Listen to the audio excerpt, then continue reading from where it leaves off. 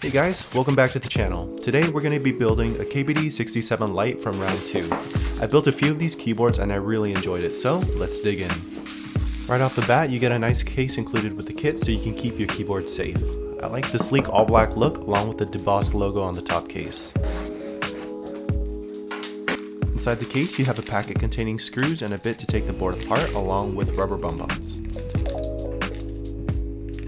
You also get a stabilizer kit which has everything you need. They include a coiled cable, but I won't be using this.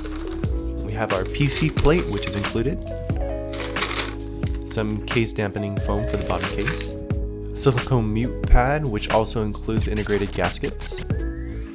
And a hot swap PCB because hot swap is just better. Last but not least, we have our case, but we'll get to that later. The carrying case is actually really soft and padded on the inside, and I wouldn't mind using this for my higher end boards. It's really that good. Let's kick off this build with starting with the stabilizers. We have our housings, some stab pads which I will be using on certain keys, our 7U wire, as well as a 6.25U wire. We have our golden screws, which look really nice. And we have our stems. They also include some shims, but I won't be using this for the build. Let's start off with the lube. I actually ran out of Krytox 205G0, so I'll be using a substitute from Amazon. Let's start off with the housings.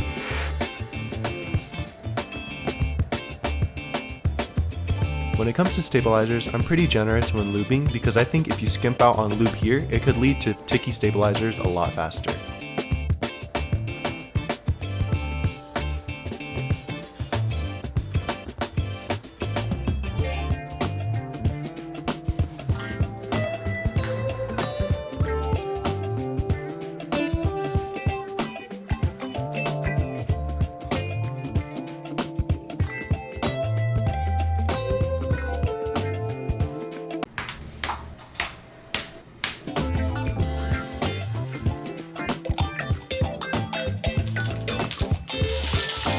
Now it's time to test out the stabilizer on the PCB itself.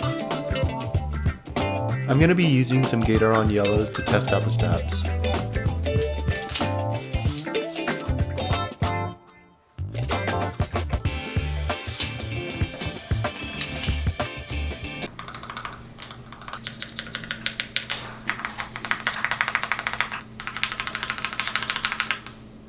Sounds pretty good to me, so now I'm going to start putting all the layers together. The silicone mute pad actually has some cutouts where the stabilizer wire is going to go in, so it helps you line it up.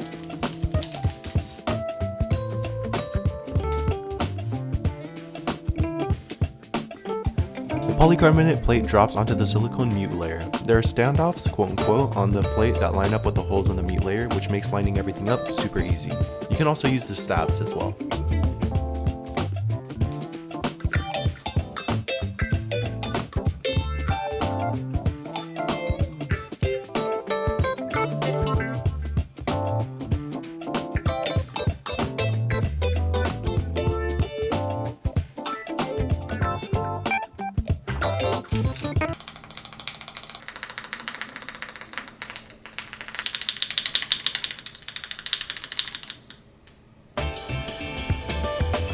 For this build, I'm going to be using some good old Gateron yellows. That doesn't sound too good now, does it? I'm going to try some bag lubing, something I should have tried a long time ago. This is how you do it, right?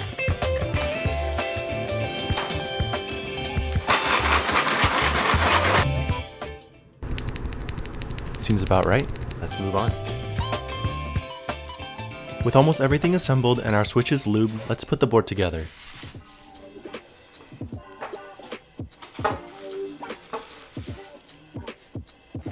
This is where this little bag comes into play.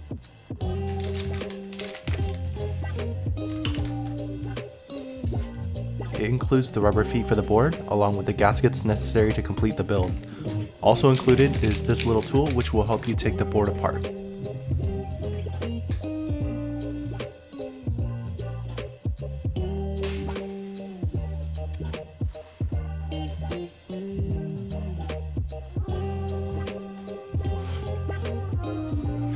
Now's a good time to put the case dampening foam inside. Now we can start putting the gaskets into the slots on the top case.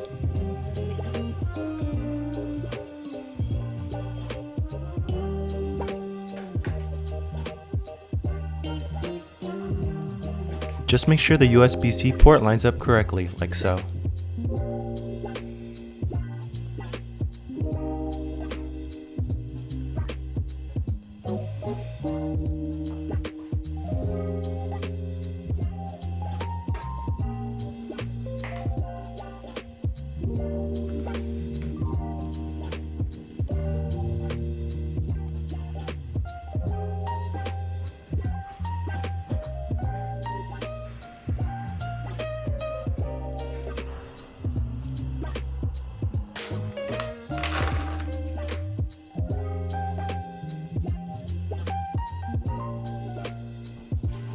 Wow, magic, so cool.